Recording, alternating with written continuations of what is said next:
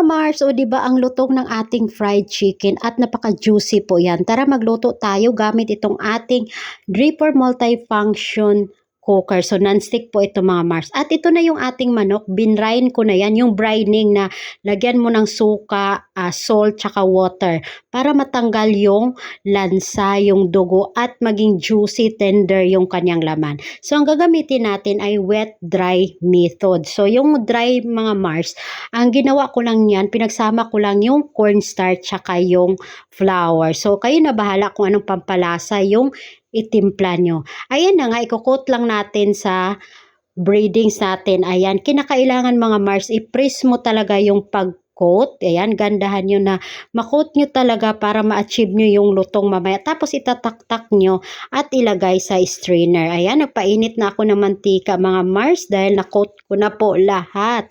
So napakabilis pala nating makaluto gamit itong multifunction cooker mga Mars dahil mayroon po itong 3 levels ng heat na pwede mong i-adjust. Ayan, yung low, medium, and high. So ikaw na bahala. So if-first fry muna natin yung ating manok. Tapos maya-maya lamang, ayan, tapos na tayo sa first fry.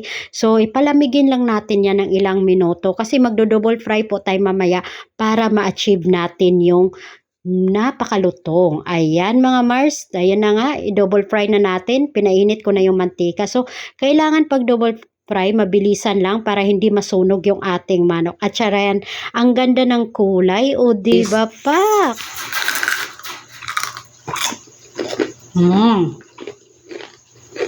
Malutong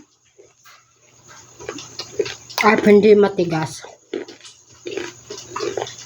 Sarap.